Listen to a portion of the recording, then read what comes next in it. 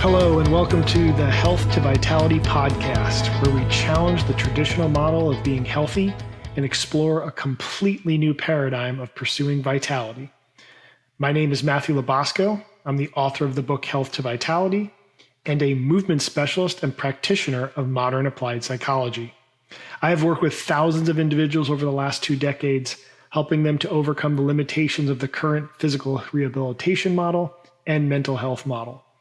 I have helped hundreds of people avoid unnecessary orthopedic surgeries and coached hundreds of parents, entrepreneurs, and couples to create lives of meaning, purpose, and impact. In this podcast, I will share case studies, interview experts to discuss hot topics, and share things with you that I continue to learn in my practice each and every day that can make a positive impact on your life. So this week's case study is a young woman in her 40s that was diagnosed with a rotator cuff tear and was told she absolutely needed surgery immediately. And there's a couple things about this particular case study that were interesting. The first was the pressure that the orthopedic surgeon's office was putting on this particular individual to get surgery quick, fast. Like, man, they were calling her every 3 or 4 days and saying, hey, you need to get in here and schedule the surgery. Your shoulder's that bad. Now, this particular young lady was friends with my wife, Eve. And so Eve recommended that she come see me and to get a second opinion. And so she came in to see me and for me to do kind of an evaluation on her. And also she sent me her MRI report and wanted me to take a look at it. So first off, she sent me her MRI report and there was no question there was objective damage to some of her soft tissues, some of her rotator cuff muscles specifically. But that being said, I have looked at a lot of MRIs of shoulders and MRI reports, that is. I'm not trained to read MRIs, but MRI reports.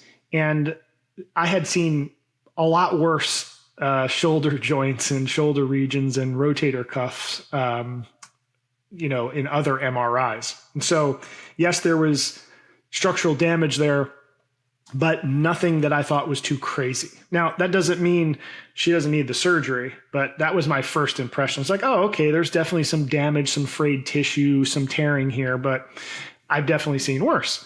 And I've rehabbed much worse without surgery. So that was my first impression. But again, I don't ever assume anything. So she comes in for a consultation. And the first question I asked her was, how did it happen?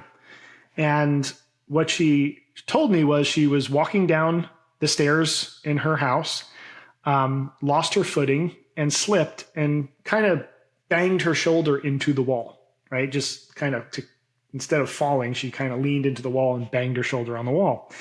And after that, it was a little sore, and then it got progressively worse through the day. And then I think by that night or within the next day or so, she could barely sleep. She couldn't move it. It was not in good shape, which is why she went to go see a doctor, which then she was told, oh, you've got rotator cuff tear. You need surgery immediately, so on and so forth, which wasn't really a tough sell because of the amount of pain she was in.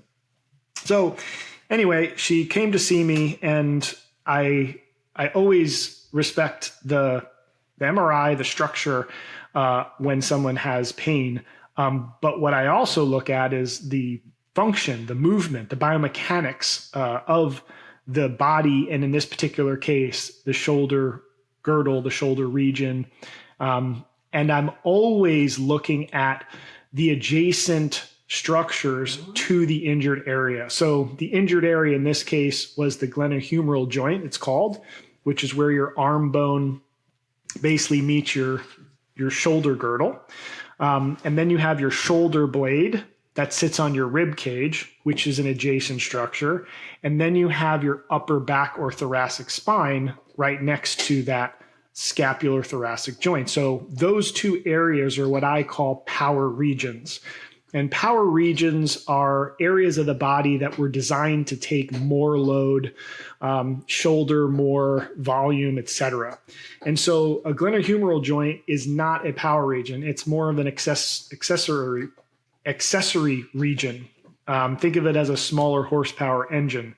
scapular thoracic joint, upper back, bigger horsepower engines. So when a small horsepower engine is damaged or overworked, one of the things I look at is like, okay, well, is one of the reasons why that region is in pain or overworked because one of the higher horsepower regions isn't doing its job. So as I went through an evaluation with her, I immediately looked at the shoulder blades movement on the rib cage and her upper back movement. Now, what was interesting about this was this seemed like an acute trauma. Like she fell, banged her shoulder. That was the reason why she had pain. But it turns out it wasn't that simple because when I went into her shoulder girdle, the shoulder blade moving on the rib cage and the mid back, upper back, thoracic spine region, and did a soft tissue assessment and range of motion assessment on her, what I noticed was those two regions were not moving very well, if at all. They were very stuck. And the soft tissues in that region were very restricted.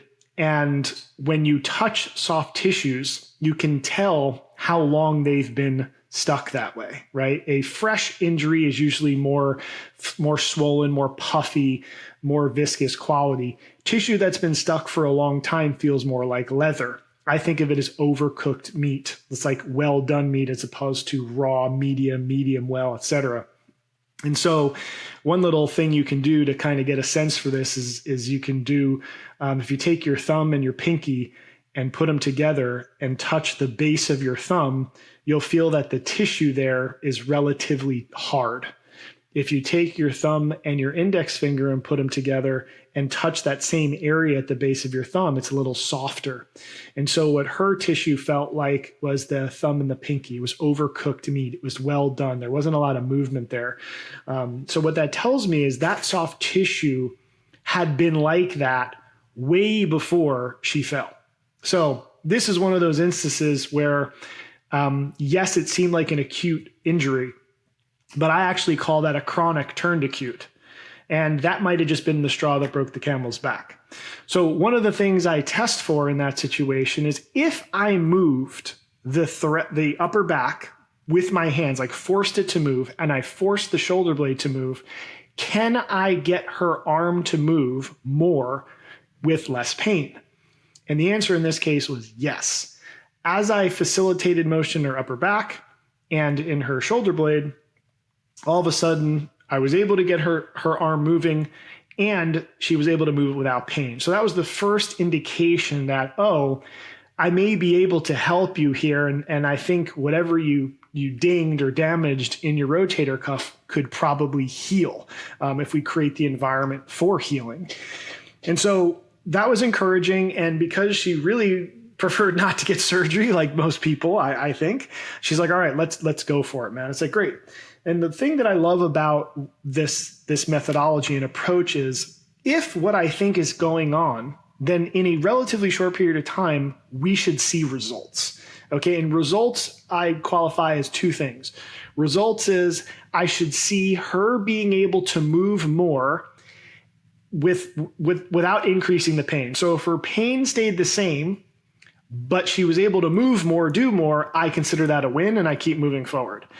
If she's able to move more and she has less pain, then obviously that's best case scenario and we keep charging forward. So on that first session, I did a little work on her upper back, thoracic spine. I did a little work on her shoulder blade, moving on her rib cage. And she left there being able to move her arm more. And it's like, okay, we're in good shape. Let's do this. And she was in a little less pain. Did she have full range of motion back? Was she totally healed? Of course not, right? So one of the first things I'm always looking to do with somebody when I first meet them is, number one, make damn well sure I can help them and see if I can put them on a trajectory towards healing, right?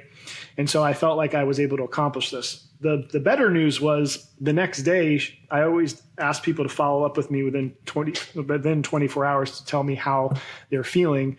And the next morning, I got one of those texts that, you want to get the following day after a treatment like this, and was, hey, Matt, last night was the first time I slept without pain in weeks. And I was like, all right, awesome. We are barking up the right tree here.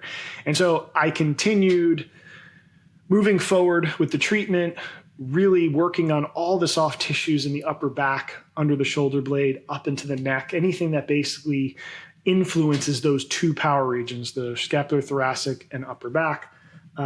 And we continued to see steady progress.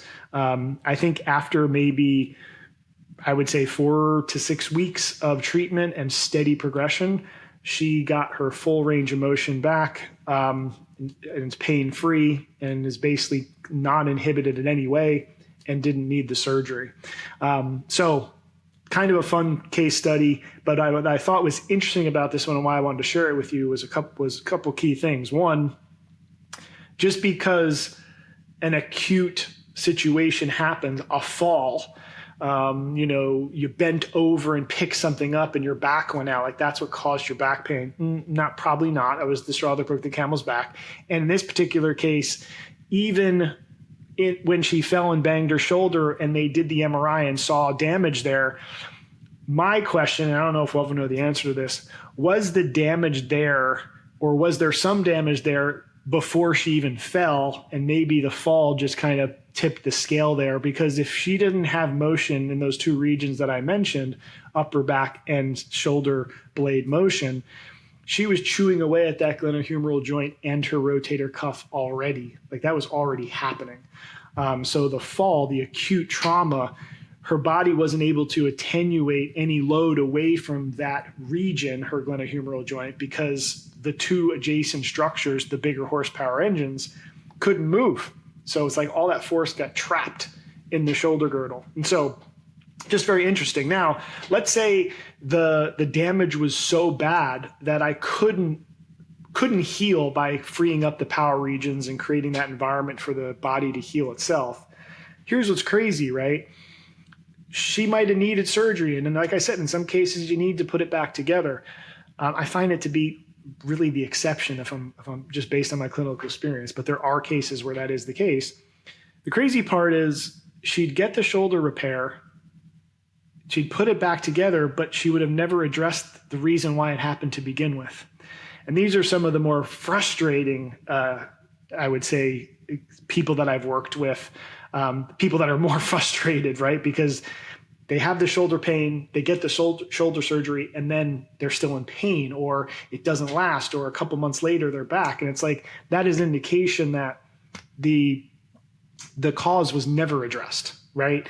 And in my experience, when you have a soft tissue injury, especially in the shoulder, low back, knees, unless somebody came and smashed you with a baseball bat, it's probably more of a biomechanical inefficiency that's manifested over time that's caused that injury. And unfortunately, and fortunately, the way that our model works is we can fix the thing that's broken, but we cannot address the reason why it broke, right? That's not how our system's set up. So anyway, thought this was a very interesting study because of all the different variables that were there, like objective damage to the area, a surgeon that was vehemently like trying to get her to do surgery, and an acute type injury that actually wasn't as acute of an injury as we first suspected.